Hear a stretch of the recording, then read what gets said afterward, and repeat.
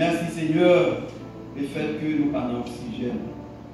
Merci Seigneur, puisque encore nous vivons capables de parler. Seigneur, c'est une grâce. Ce matin, nous sommes venus dans ton Saint-Temps avec tout problème, nous, Seigneur.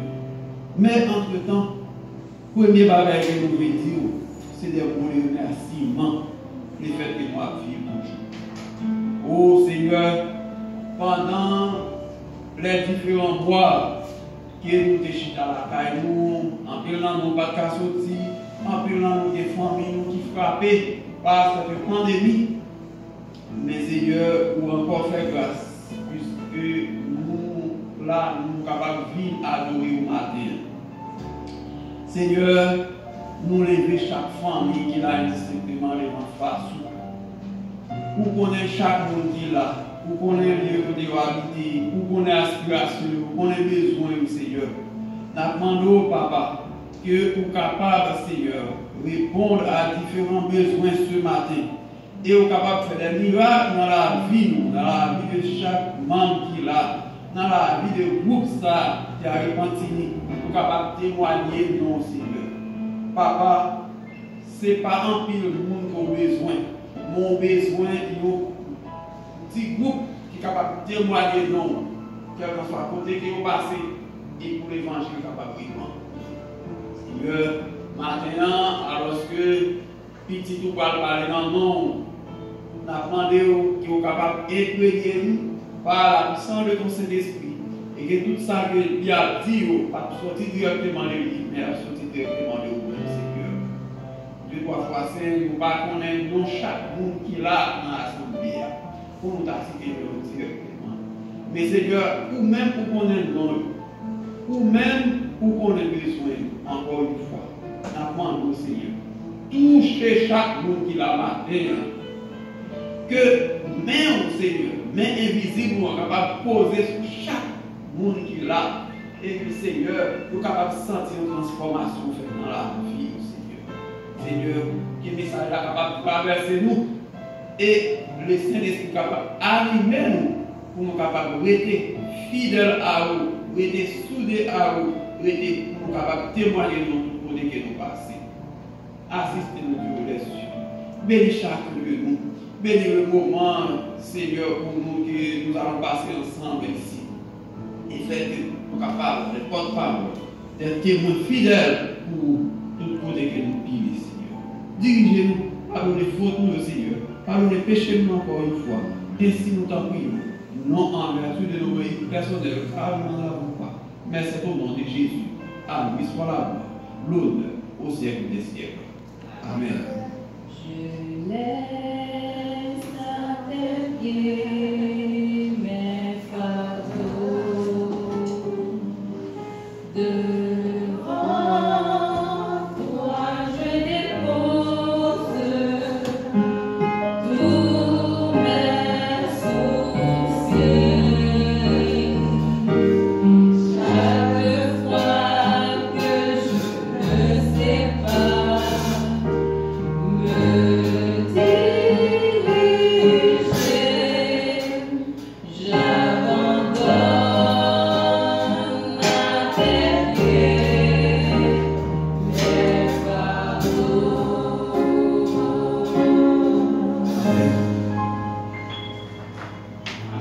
Numéro 91.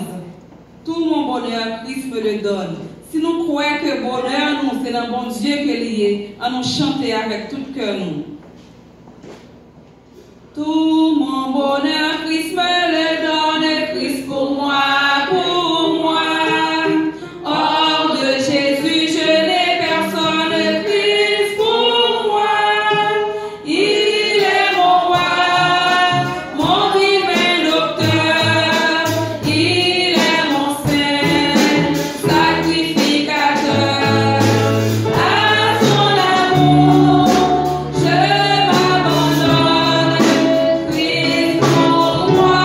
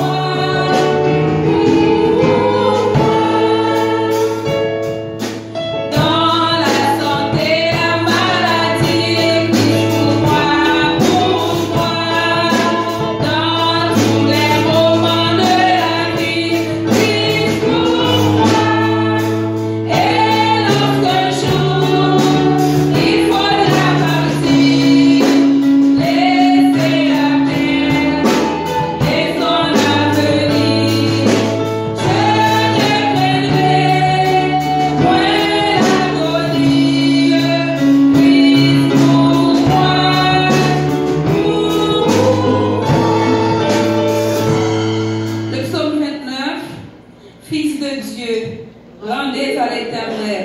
Rendez à l'Éternel gloire et honneur. Rendez à l'Éternel gloire pour son nom. Prosternez-vous devant l'Éternel avec des ornements sacrés. La voix de l'Éternel retentit sur les eaux. Le Dieu de gloire fait gronder le tonnerre. L'Éternel est sur les grandes eaux. La voix de l'Éternel est puissante. La voix de l'Éternel est majestueuse. La voix de l'Éternel brise les cèdres. L'Éternel brise les cèdres du Liban. Il les fait bondir comme des veaux, et le Liban et le Syrian comme de jeunes buffles. La voix de l'Éternel fait jaillir des flammes de feu. La voix de l'Éternel fait trembler le désert. L'Éternel fait trembler le désert de Cadès. La voix de l'Éternel fait enfanter les biches. Elle dépouille les forêts. Dans son palais, tout s'écrit gloire. L'Éternel était sur son trône lors du déluge. L'Éternel sur son trône règne éternellement. L'Éternel donne la force à son peuple. L'Éternel bénit son peuple et le rend heureux. Et nous disons Amen. Pour prédisposer le messager du jour, nous chantons un couplet de le numéro 51. Hosanna, béni soit ce sauveur des tonnerres. Hosanna, béni soit.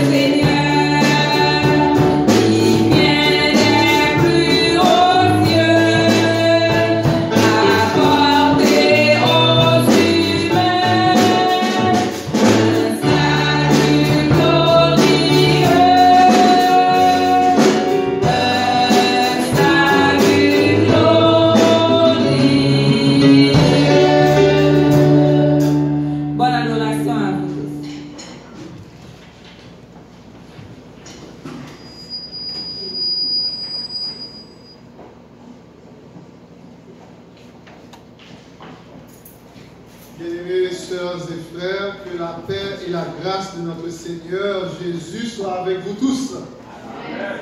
Je suis particulièrement content d'être présent et de pouvoir adorer dans la maison du Seigneur.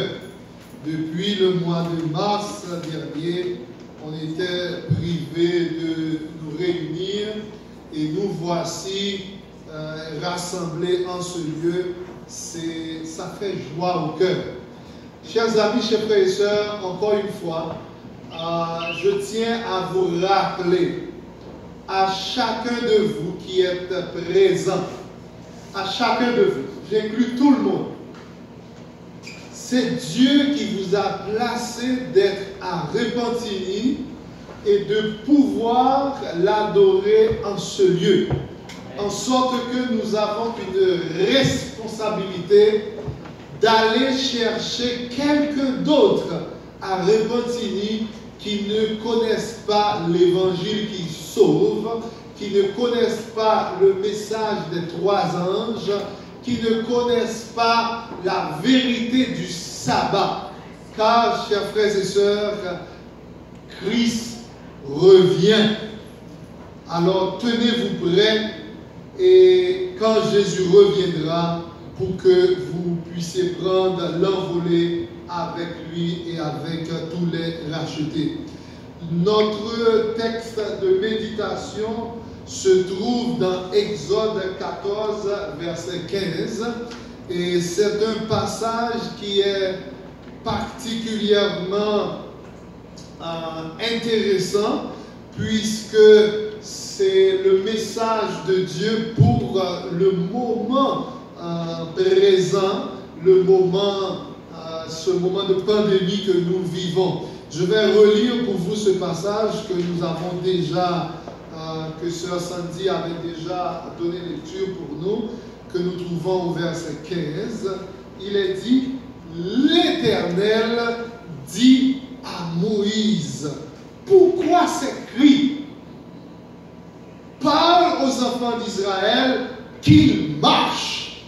Même, comme nous n'en parlons. Pour qui ça tout parlant pile ça yo? Dit peuple Israël là, qui ont marché. Chers frères et sœurs, nous avons nous imaginer matin que parole ça vous adressée à chacun de nous. Pour qui ça n'a pas tête nos problèmes? Chers frères et sœurs, d'abord, laissez-moi vous mettre en contexte. Vous connaissez tous l'histoire du peuple Israël qui était en esclavage en Égypte. Mais Dieu avait suscité un homme à la personne de Moïse pour faire partir ce peuple de l'esclavage pour qu'il parte pour aller à la terre promise en Canaan. Mais cependant, chers frères et sœurs, même si Dieu était avec ce peuple, les difficultés, il y en aura toujours. Car pendant le désert, ils ont rencontré des difficultés. Mais nous ne voulons pas être comme le peuple Israël en esclavage, tandis qu'ils étaient dans le désert, un peuple qui a oublié la présence de Dieu. L'histoire d'Israël a été écrite pour notre instruction, pour que nous ne faisions pas les mêmes erreurs, mais pour que nous apprenions de cette expérience qu'a vécu le peuple, pour que nous puissions croître dans la grâce de Dieu, nous puissions remporter la victoire. Quand les Hébreux étaient entourés de dangers et de difficultés, et que la route leur semblait sans issue, leur foi les abandonna. Et ils murmurent contre le conducteur que Dieu avait mis à leur tête. Chers frères et sœurs, il ne s'agissait pas d'attendre que le chemin s'ouvre devant eux et qu'ils comprennent les détails du plan de Dieu avait conçu pour les délivrer. Sa cause doit progresser et le Seigneur ne saura manquer de frayer un chemin à son peuple. Qu'est-ce que je veux dire par là? Souvent de fois, nous faisons face à des difficultés. Mais quand nous travaillons pour la cause de Dieu, nous n'avons pas à nous préoccuper du chemin. Mais nous devons tout simplement d'être fidèles à Dieu. Si nous regardons dans Exode 14, le verset 9, nous voyons que les Hébreux faisaient face à des difficultés. Quelles difficultés ils avaient? Nous allons le lire dans le verset 9. Le verset 9 dans Exode 14 nous dit ceci. Les Égyptiens, vous pouvez lire avec moi, les Égyptiens les poursuivirent et tous les chevaux, les chars de Pharaon, ses cavaliers et son armée les atteignirent, campés près de la mer, près de Pi-Hahiroth, vis-à-vis de Baal-Séphon. Pharaon approchait, au verset 10. Les enfants d'Israël levèrent les yeux et voici les Égyptiens en marche derrière eux et les enfants d'Israël eurent une grande frayeur. Chers frères et sœurs, voici le contexte. Voici le contexte. Ils ont laissé l'Égypte pour la direction de Canaan. Mais qu'est-ce qui s'est passé? Qu'est-ce qui s'est passé? Les Égyptiens les poursuivirent. Et voilà que Pharaon approche avec toute son armée.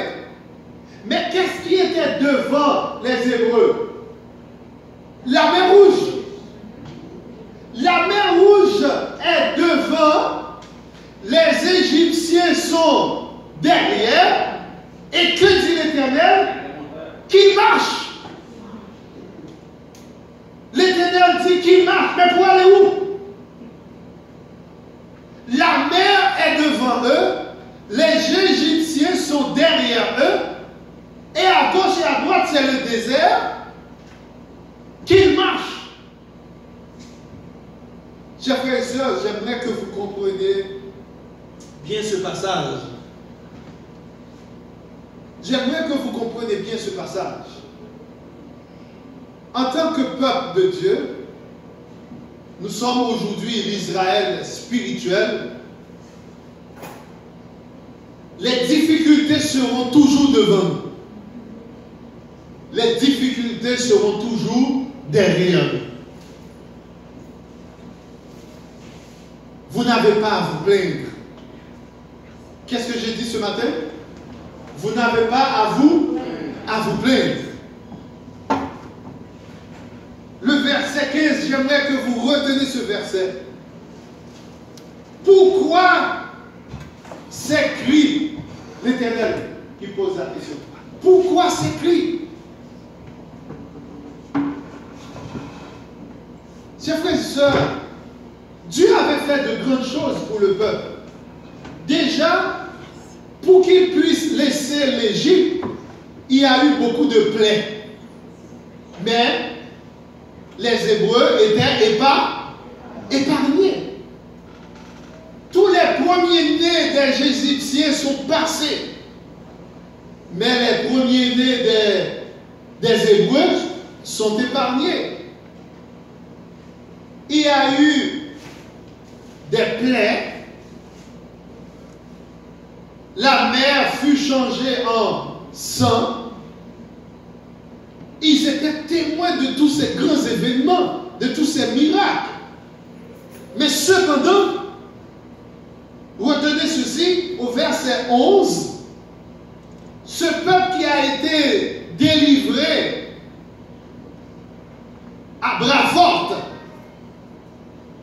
à main forte, et voilà que le peuple au verset 11 dit, ils dirent à Moïse, n'y avait-il pas de sépulcre en Égypte sans qu'il fût besoin de nous mener mourir au désert? Vous avez oublié que c'est bon Dieu qui fait quitter l'Égypte. Il a plaigné par Moïse. Pourquoi ça va quitter nous mourir en Égypte? Est-ce que c'est sépulcre qui pas de gain? Que nous as-tu fait nous faisant sortir d'Égypte? N'est-ce pas là ce que nous te disions en Égypte? Laisse-nous servir les Égyptiens, car nous aimons mieux servir les Égyptiens que de mourir au désert. Au début du message, qu'est-ce que je vous ai dit? L'histoire d'Israël a été écrite pour notre instruction. Nous ne devons pas être un peuple oublieux. Nous pas de manger, oublier. Nous ne faisons pas les mêmes erreurs que le peuple d'Israël d'autrefois. Il ose dire, après avoir passé 400 ans en esclavage, nous aimons mieux servir les Égyptiens que de mourir au désert. Mais le verset 13 est tout aussi important. Moïse répondit au peuple, ne craignez rien. J'aimerais que vous répétez ceci. Que dit Moïse au peuple? Ne craignez rien. Restez en place et regardez la délivrance que l'Éternel va vous accorder en ce jour. Car les Égyptiens que vous voyez aujourd'hui, vous ne les verrez plus jamais. L'Éternel combattra pour vous et vous gardez le silence. Mais chers frères et sœurs, laissez-moi vous dire que ici à Repentigny, nous sommes ici pour faire la volonté de Dieu. Nous sommes ici, nous représentons les mains de Dieu. À travers nous, avec nous, Dieu va accomplir de grandes choses à repentir. Nous en avons la preuve, chers frères et sœurs. Ce matin, la famille Goyo en est aussi un témoignage vibrant. Après plusieurs mois que nous avons pas mis les pieds ici, voilà que le premier jour qu'on a ouvert les portes, nous avons accueilli la famille Goyo. Que le nom de l'Éternel soit béni. Amen. Amen. Amen. Dieu a un peuple à Repentigny, chers frères et sœurs.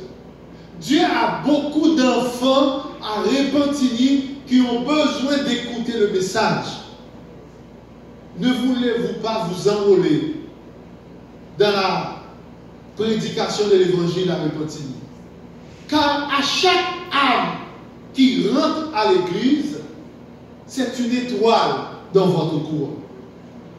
C'est notre mission d'aller faire de tout le monde. Mais d'abord, nous devons faire à Repentigny un peuple de Dieu. Nous devons prêcher l'évangile pour que les habitants de Repentigny acceptent le message, car Jésus revient bientôt. Nous sommes vraiment contents. Nous avons avec nous la famille Jean-Joseph Goyo, Monsieur Jean-Joseph Goyo, Marie Merdi Goyo, Emmanuel Joseph Goyo, David Louis Goyo, qui viennent se joindre à la famille adventiste de Repentigny. Le nombre des membres à Repentigny ne cesse d'augmenter de jour en jour. Et il y a encore de la place. Car très bientôt, je vous le dis, chers frères et sœurs, Dieu nous donnera un plus grand local pour que nous puissions l'adorer en esprit et en vérité. Laissez-moi revenir à notre texte de méditation. L'Éternel dit à Moïse, pourquoi ces cris? Parle aux enfants d'Israël qu'ils marchent. Nous voyons, chers amis, les difficultés ne doivent pas nous empêcher d'accomplir notre mission. Les difficultés ne doivent pas nous empêcher d'accomplir notre mission. Depuis que le coronavirus a fait son apparition, nous n'avons pas cessé de continuer d'adorer Dieu. Chaque maison, chaque foyer était transformé en une cellule de prière. Chaque samedi, on était habillés, costumés, cravate pour adorer Dieu à la maison. Nous avons fait notre culte d'adoration à la maison. Et il est vrai pour chacun d'entre nous. Nous avons pu nous connecter à travers l'Internet, les chaînes YouTube d'une église pour pouvoir continuer à adorer notre Dieu créateur. Car ce n'est pas un virus qui va nous empêcher d'adorer Dieu. N'est-ce pas vrai? Ce n'est pas un virus qui va nous empêcher d'adorer Dieu. Et gloire soit rendue à Dieu. Ce matin, nous sommes là, présents en ce lieu, même si nous sommes en petit nombre. Mais laissez-moi vous dire, vous pourrez à partir de maintenant suivre les prédications à Repentigny sur la chaîne YouTube de l'église adventiste de Repentigny. Que dites-vous, chers frères et sœurs? Amen. Je vous enverrai le lien et vous allez pouvoir vous abonner pour qu'à chaque fois nous faisons une publication, que vous puissiez toujours être informés des vidéos et des messages que nous allons projeter sur cette ligne. Chers frères et sœurs, il y a des moments dans la vie chrétienne, tout semble entouré de dangers et où le devoir paraît difficile à remplir. L'imagination place devant nous le précipice, comme le peuple Israël. Ils voyaient que c'est l'esclavage ou la mort. C'est pourquoi ils ont préféré l'esclavage, de retourner en esclavage. Mais chers frères et sœurs, Dieu a un plan pour nous. Le plan de Dieu, ce n'est pas l'esclavage. N'est-ce pas vrai? Car la parole de Dieu nous dit que Dieu fait des projets de paix et non de malheur pour nous donner un avenir et de l'espérance. la voix de Dieu fut d'entendre dans le désert. Parle aux enfants d'Israël qu'ils marchent. Qu'est-ce que Dieu pourrait nous dire aujourd'hui, tandis que nous avons ce virus qui est présent partout à travers le monde, alors que nous avons une mission d'évangéliser le monde? Que pensez que Dieu allait vous dire ce matin? Que vous continuez votre travail. Que vous continuez votre travail. Parce que si vous vous arrêtez à prêcher l'évangile, mais l'heure où Jésus va revenir est déjà fixée. Dieu ne va pas reporter son avènement. Alors le travail que vous aurez à faire, vous devez le faire coûte que coûte, dans les bons comme dans les mauvais temps. Vous devez prêcher l'évangile. Ceux qui pensent qu'il leur est impossible de se soumettre à la volonté de Dieu et de croire en ses promesses avant que tout soit clair devant eux, n'obéiront jamais. Si quelqu'un vous dit, ah, je vais attendre que quand il n'y a plus de virus, je vais accepter l'évangile. Eh bien, cette personne-là n'acceptera jamais l'évangile. Il n'y aura jamais de moment propice que maintenant. Si vous voulez servir Dieu, c'est maintenant. C'est pourquoi nous félicitons la famille Goy. Il n'y a pas de temps à perdre. Si vous voulez servir Dieu, c'est maintenant. Car le lendemain ne vous appartient pas. C'est maintenant. Chers frères et sœurs, beaucoup de personnes étaient malades. Et c'est pendant qu'ils sont plongés dans les eaux baptismales, ils sont guéris. Amen. Beaucoup de gens qui étaient aveugles, c'est pendant qu'ils sont plongés dans les eaux baptismales, ils retrouvent la vie. Chers frères et sœurs, il y a puissance de la prédication de l'évangile. Il y a puissance et victoire quand on accepte de servir Dieu. Obéir au commandement de Dieu est la seule façon de plaire à Dieu. En avant-elle devrait être le mot d'ordre du chrétien. Nous devons donc à chaque instant dire en avant. Continuons la route. Tel doit être le mot d'ordre du chrétien. C'est l'intention de Dieu que nous fassions des progrès continuels dans la connaissance et la vertu. Sa loi est l'écho de sa propre voix et nous adresse cette invitation. Venez plus haut, soyez saints, toujours plus saints. Chaque jour, nous devons nous approcher davantage de la perfection du caractère du Christ. En mettant notre confiance en Dieu, marchons de l'avant avec fermeté. Accomplissons cette œuvre d'une manière désintéressée. Appuyons-nous humblement sur lui en nous mettant nous-mêmes à sa providence pour notre vie présente et future. Persévérons jusqu'à la fin. Nous souvenons que nous recevons les bénédictions du ciel. Amis à cause de ceux du Christ et parce que nous acceptons par la foi en lui les nombreuses grâces de Dieu. Chers frères et sœurs, tel est le souhait de mon cœur pour vous en ce matin. Continuons la route. Ne nous arrêtons pas.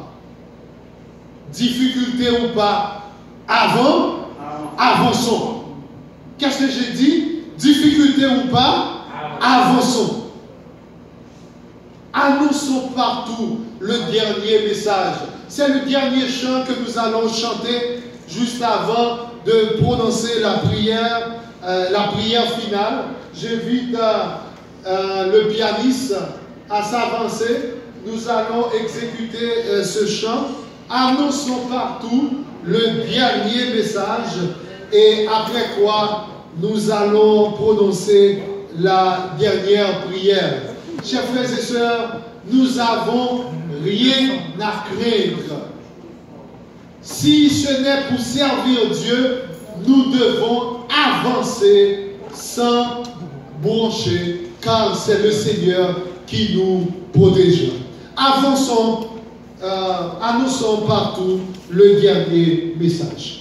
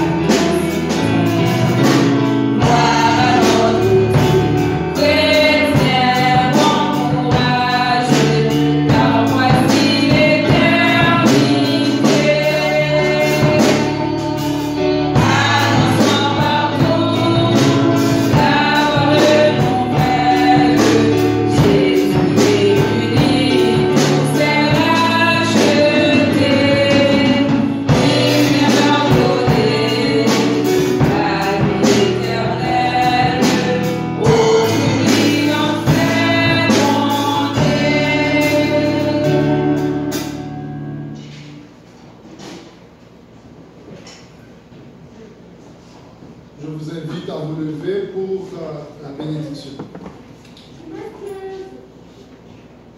Notre Seigneur et notre Dieu, nous te prions de nous donner tout cet esprit, de nous faire grâce à chacun d'entre nous, de nous transformer afin que nous soyons tous un instrument puissant entre tes mains pour accomplir ta volonté. Tandis que nous venons d'écouter ce message et nous allons rentrer chez nous. Raccompagne-nous, Seigneur, avec ta paix et ta grâce. Bénis la famille Goyo dans son ensemble. Que tu leur donnes force et sagesse et qu'ils continuent cette décision qu'ils ont prise pour te servir afin qu'ils demeurent fermes dans la foi et que quand tu reviendras, toute cette famille puisse être prête pour t'acclamer sur la mer de verre. Renvoie-nous de ce lieu avec ta paix et ta grâce, l'onction de ton Saint-Esprit, car nous t'en prions ainsi, non en vertu de nos mérites personnels, mais c'est au nom de ton Fils Jésus, lui qui vit et qui règne, dès à présent et pour les siècles des siècles. Amen.